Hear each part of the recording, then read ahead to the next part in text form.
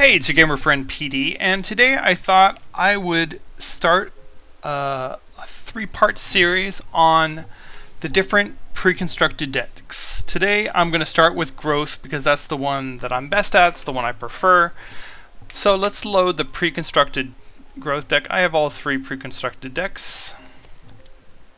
So, first things first, if you're new to Scrolls, when you buy the game and you log in for the first time, it's going to ask you right away which of the three factions you want to use as your starter deck, and you only get one choice, and you can't undo it once you've done it.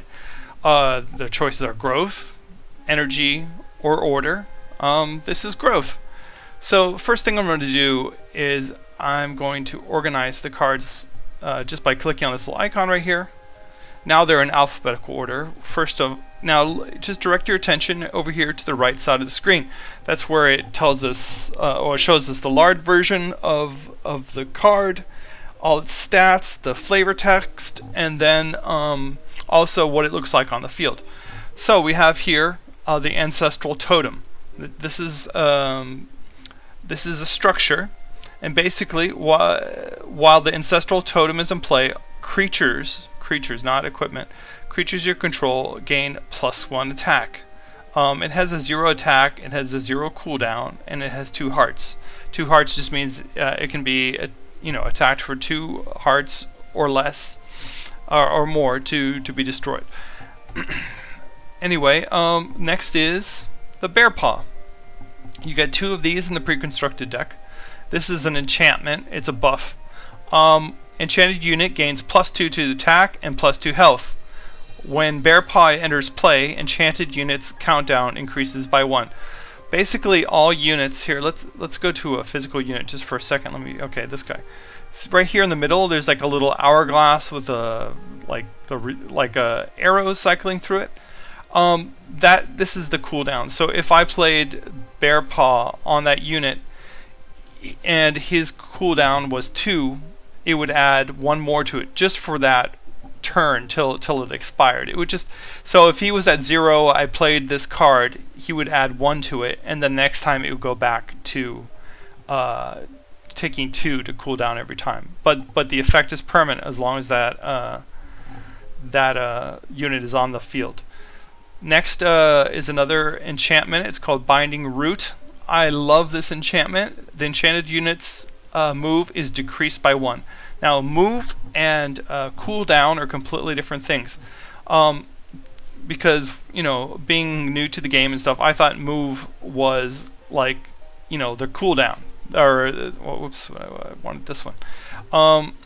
Was this? That's not the move. The move refers to on the board. Oh goodness. I'm gonna drop some gameplay video right there, but basically it's the movement on your field. All units get 1 movement basically if they're mobile. Obviously structures and stuff are not usually mobile. But the advantage for this card is that, let's say someone drops a very powerful mobile guy and has him really buffed, and so as soon as he destroys, or if you're just going to give up that idol and say, okay, fine, destroy that idol, but you don't want him to go to the next row and start destroying the next idol. So what you do is you use Binding Root to keep him in that row, and he can never move unless he uses a few limited enchants. So he ends up getting stuck in that row. And there's some other things you can do where if he happens to be like in the middle or whatever, you can trap other units in other rows if there are other immobile units in that row with him. So basically, like if he had 2 structures and then you had this really buffed guy, if you put that immobile on him, then the units that were mobile but like above him wouldn't be able to go to a lower level because they would be blocked by his own immobile units. So it can be a very effective tool. Okay, next we have the Brother of the Wolf, which I already pulled up 3 times. But this is a human. It's a creature, of course. He has a 3 attack, he has a 2 cooldown, and he has 4 hearts of life. But the thing is, you really rarely use him for an attack unless you want to make sure to kill someone, because his best ability is, instead of attacking, you can summon a wolf. And it's just the basic ragged wolf, which we'll see a little bit later. But but the thing is that every 2 turns he can pull out another one. So, you know, if you have this guy churning out wolves, you can fill up your field with wolves, and wolves, a lot of the wolves have powers that work together and are very synergistic, and you can overwhelm your enemy with wolves. Okay, the next item that you get, oh, and you get 2 of those, sorry, and 2 binding roots, 2, by the way. Champion Ring, enchanted unit, gets +2 to attack. Basically, this has no cooldown. No cooldown. It doesn't require, unlike Bear Paw, which adds 1 to your countdown. This does not. This is an immediate effect, and it's also permanent as long as the guy is alive. The unit is alive. It has to be set on a creature, of course. It has there's 2 of them in your deck. You also get a spell, which is Crimson Bull, and of course this is a play of on Red Bull, the drink. All units you control gain +2 attack till the end of the turn. Anyone that's on the field that their countdown has reached 0, so at the end of your turn they're going to attack. You cast this, and then they get +2 on their attack. And if you have, say, a lot of wolves on the field at once, all of a sudden you have this massive army of attack that's really going to do well for you. Here is another spell. It's called Dryatic Power. It's an enchantment, excuse me. Enchanted creature gains +1 to attack and +3 health, but its move is decreased by 1. Basic. Oh dear. Well, remember that Scrolls is in beta, and here's one of the things that I've noticed. Like, either their servers went down, I just checked my internet's fine, so it's them, but like it says connection lost, reconnecting. It does not give me an option to cancel anywhere. I can't do anything else. I'm stuck. The only thing I can do is go to Control-Alt-Delete. Okay, we're back. I don't know what happened, but it's fine now. It's only been a few seconds. I was talking about Dryatic Power. The enchanted creature gets +1 to attack, +3 health, and its move is decreased by 1. What that means is that it's stuck in the row unless you have unless you're moved magically through one of your enemies, or if you have a combined deck with different factions cards. There's some cards that will allow you to move, but basically he's stuck in that row. But again, if you're trying to control a certain area, or you want to make sure your weak guy has a significant buff, I mean, it gives +3 health. There's a guy we're going to talk about in a second called Frostbeard that greatly benefits from this this enchantment, which is a buff. Okay, the next you only get 1 of these. The next is another 2 cards that are enchantment. It's called Elan Vital. Enchanted unit is healed by 1 health each round, and there's some flavor text. We don't need to get into that, but the Elan Vital basically just heals a unit 1 heart. If you have a 1 heart unit, don't use this on him. You can use it on structures as well. So if you have a structure that is getting a beating, you can put this on there, and it'll continuously heal. You can also stack these. So if you have a very powerful guy that you want to make sure stays alive, you could put 2 or 3 of, if you know, depending on how many cards you get. But in this pre-constructed deck, you could put the same buff on someone twice. The next card is called Essence Feast, and this is a spell. This is a very costly one. It costs 6 growth points. You get, and I guess I forgot to mention this, but the energy you get is when you get your hand, you sacrifice a card, and you can either trade it in for 2 more cards, or you can trade it in for energy. And no matter what the card's face value is, it's only worth 1 energy. So if you sacrifice this card for 6, you'll still get 1 energy despite its face value cost. It's a very powerful spell. For each unit you control, heal your idol in the same row. Your idol, which is the thing that your enemy is attacking, by 1. and beast creatures deal double damage to idols during this turn. So if you have this spell going because you have a bunch of creatures, beast creatures like wolves, attacking anyway, and you throw this on there, you can heal your unit or your idol, and also you can buff your units. Double damage is a big deal. I mean, you can imagine a wolf that has a +7 attack with double damage, and it has relentless, so you could really just destroy someone with that card. The next card costs 1. I don't know if I was going over the cost of all these. I'm really sorry, but I hope you can read them. Is Eye of the Eagle. You get 2 of these in your standard pre-constructed deck, and basically all you do is you use it for one energy resource, and you take the next creature scroll from your library and add it to your hand. It's very simple. It just basically takes the next creature out of your deck and puts it in your hand. So for the cost of 1, it's a great spell for that reason. The next one costs 2. It's another spell. Deal 1 damage to all units, and basically if you have a bunch of weak units on your enemy side, or if you've got a bunch of weakened units, no matter what their hearts are, if they have 1 damage, it will do damage to everything. But the catch is, it doesn't only do damage to your enemy's side, it also does damage to your side. So if you have a bunch of weak units, like stuff with 1 heart, all that's going to be killed. But a lot of times as a desperation, maybe you know that he's about to attack and he's got a bunch of buffs or whatever, but he has 1 heart units because they are just summoned wolves or rabbits or whatever. You can kill them all with 1 spell, and then take the hit yourself. The next one, it costs 3. It is Frostbeard. Now he's got a great attack, but he's got a very slow cooldown.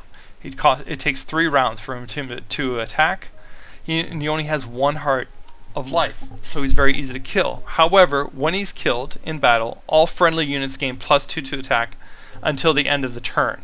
That means anyone that was going to attack this turn anyway gets this +2. So if you can use him as a meat shield and sacrifice him if you know you're going to have a bunch of guys attacking anyway that round. But usually what you want to do is buff him with Bear Paw and or Dryadic Power or something like that, because he will tear through defenses. I mean, if you put Dryadic Power, where is it? Dryadic Power. He'll gain +3 health and 1 attack. That will give him a 7 to attack and a 4 health, which is very powerful. And he can take a lot of hits. And basically you add like Bear Paw to that, and then he would have +2 more health and then +2 to attack, and basically he would do 9 every 3 rounds, 9 hits of damage, but he'd be stuck in a row because he used Dryadic Power. So you have to figure out stuff like that and decide if it's worth it.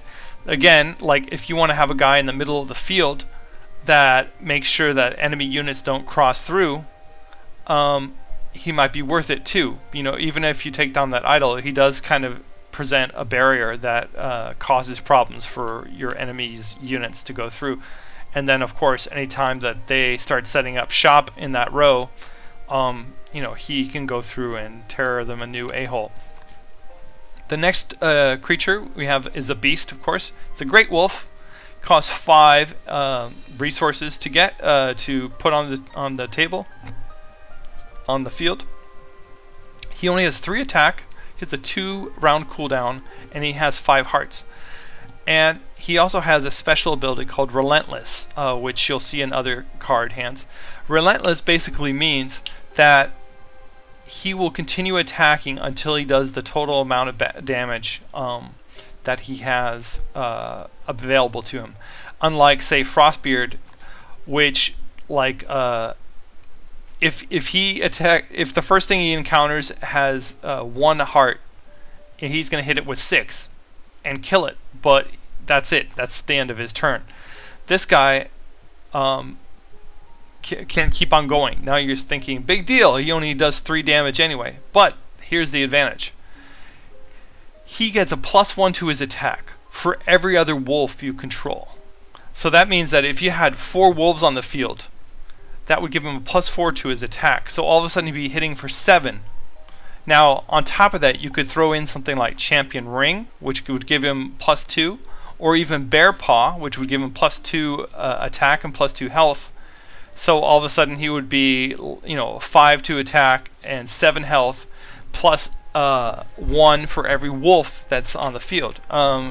He can be very powerful. If you look through one of my game videos, someone had him buffed up to 11, I believe, but ironically he couldn't do much damage because I had put Binding Root on him and he couldn't change rows. The next one we have is this is basically your go-to. This is like your mid-game unit that really starts tearing your guys apart. You want to get him on the field as soon as possible with as many wolves as possible.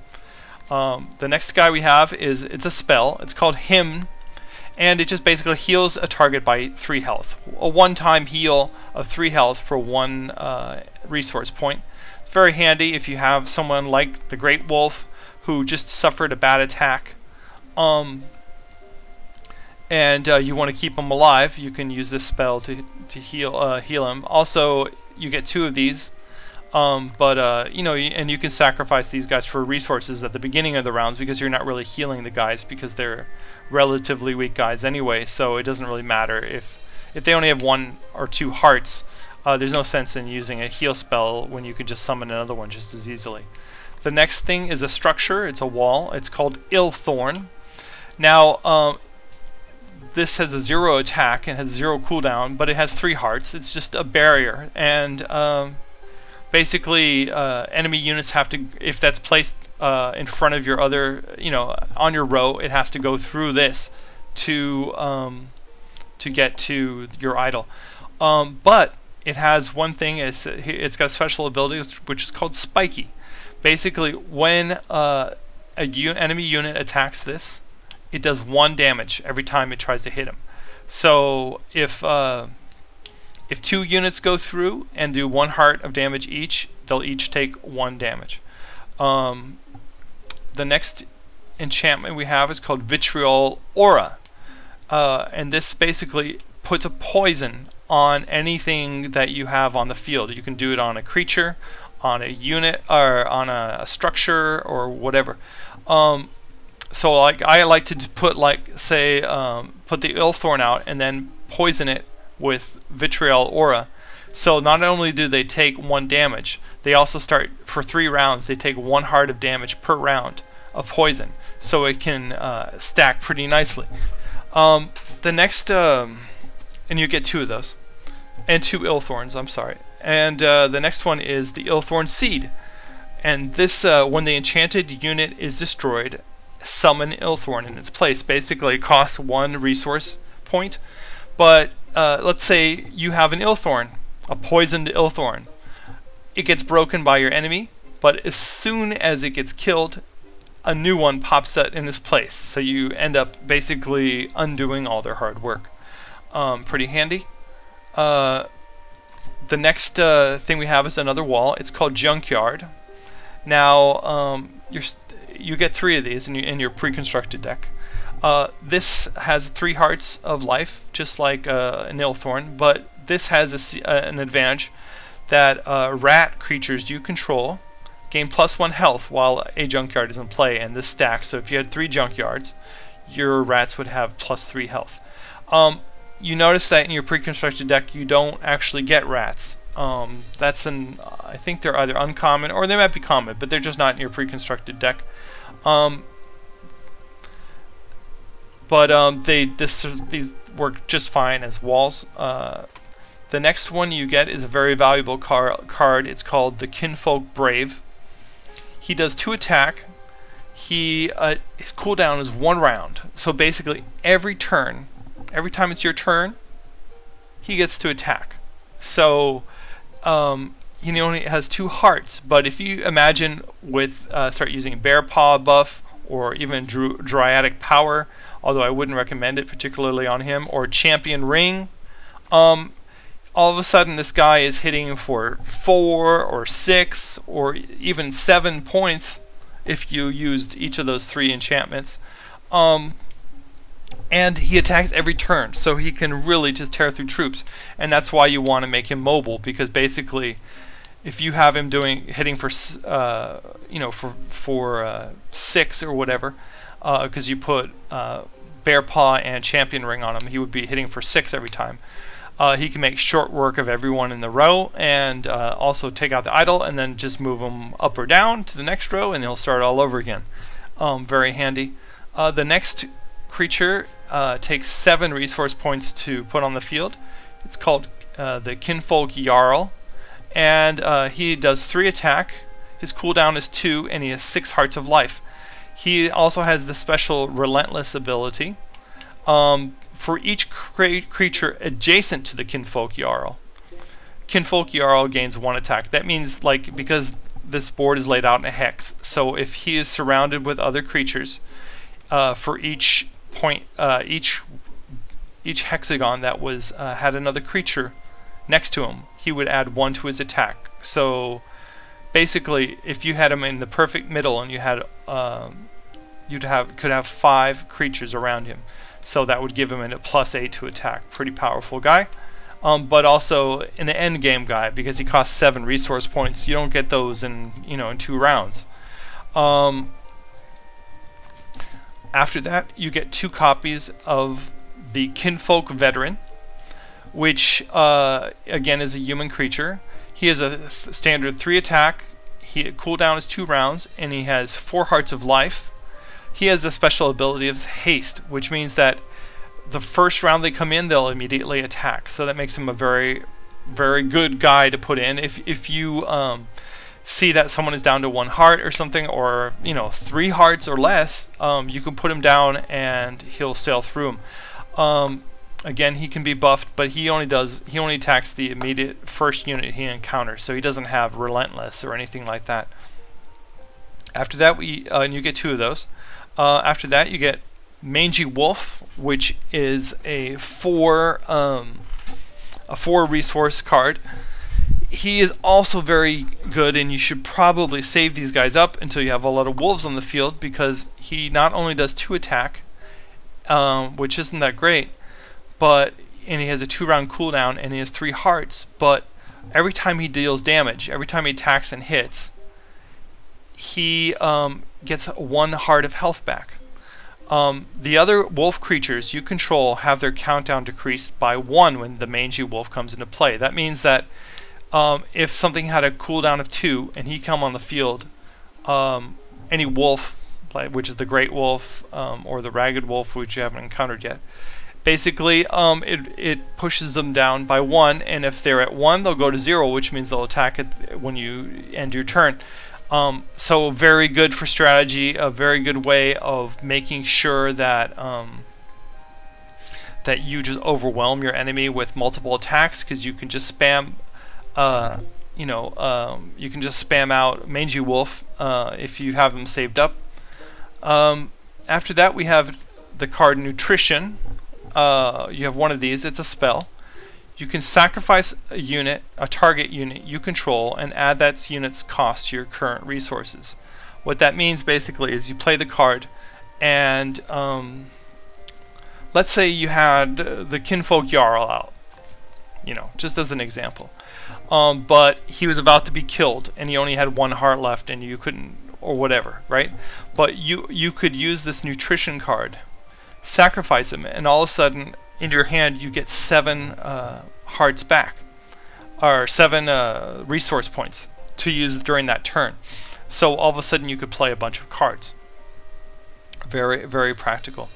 The next guy, it's a very powerful spell, I should say. You get 2 of these. He's called Ragged Wolf. This is your stock basic wolf. When you play the Brother of the Wolf, this is the guy that they summon. He has a 1 attack, his cooldown is 2, and he has 2 hearts. So not that strong, but he does have haste, which means he attacks as soon as he comes into play. So if you can put down several of those,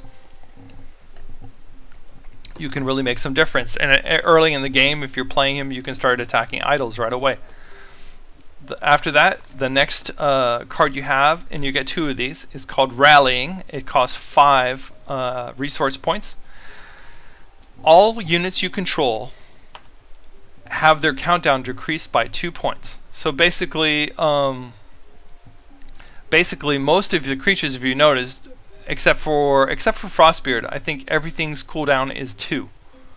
So except for Frostbeard, everything that is a growth card will immediately attack after you play that.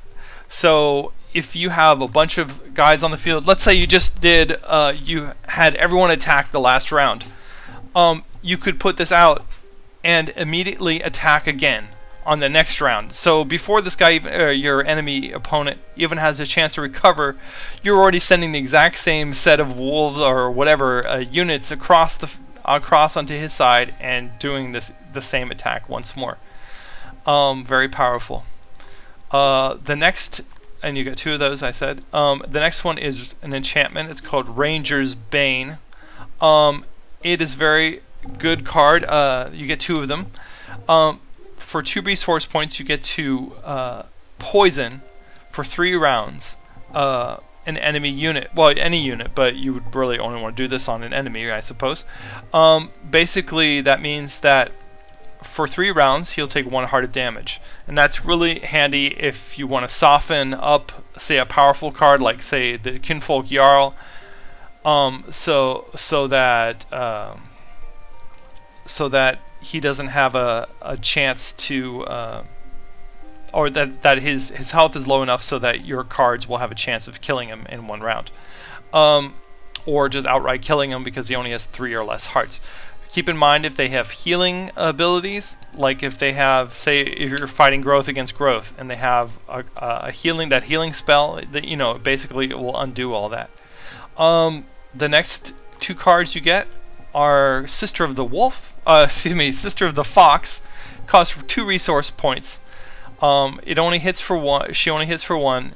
Her cooldown is 2 rounds, and she has only 1 heart, so pretty weak. However, when you play a Sister of the Fox, you get to draw a scroll. So basically, you play it, and then you get to draw another scroll. So rather than discarding it for 2 cards, you can put a unit on the field, because with growth, basically the idea is to get as many units on the field and buff them as soon as possible, and keep the field full of units. It's a lot harder than it sounds. The next card that you get 2 of these. It's called Father of the Wild. It's written like this, which I assume is Swedish for father, because in German Vater is father, or Vater.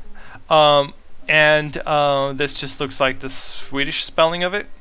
But basically, it's a creature that it only has 1 attack, has a 2 cooldown, and has 1 heart of life. However, you can use the same buffs, Dryatic Power, the Wolf, Champion's Ring on him, so you can make him pretty powerful. And then, his advantage is when he comes into play, your growth is increased by 1. So as long as he is alive and on your table, and you can have multiples of these, you could have up to 3 if you have extra cards, but you get 2. So we'll say, for the sake of this pre-con pack, that you can have 2 at once, so you get 2 extra growth. And the disadvantage is that if he gets killed, then you lose those 2 growth. So I always try to look at them as bonus rather than actual cards that or life points that will help me get. Like if I only have 3 points, I could start using the Rallying spell, or I could summon the Great Wolf, or whatever. But if he gets killed, then I can't use any more level 5 spells until I've sacrificed up, or I got another Father of the Wild, or whatever. Anyway, so but he's really good early in the game because he gives you extra. You can play him if you were lucky enough to get him in your first hand. You can play him right off the board, and then you get 2 resource points the next turn. So very practical in that sense. Finally, the last card you get in your pre-constructed deck, and you get 2 of these, for 2 resource points, is you get the Vitality Well, which has a 0 attack because it's a structure. It has a 3-round cooldown, and it has 3 hearts. It also has haste, and I'll explain why. When Vitality's Well countdown becomes 0, all friendly units are healed by 1 point. So that means all your structures, all your creatures, everything gets healed by 1. However, it takes 3 rounds for the next time it heals. However, if you are the first time you play it, it immediately heals. So if you need some instant healing across the board because you just took a hit, if you play the Vitality Well, then all of a sudden all of your units get a +1 life, and that just might save your turn. Anyway, that does it for the Growth Preconstructed deck. I'm going to be doing the Energy deck and then also the Order deck. And then we'll be looking at the cards that you don't get in your Preconstructed hand. So I'll see you next time. Don't forget to like, subscribe, and share and favorite this episode to help me out and to keep more videos coming. Peadee out!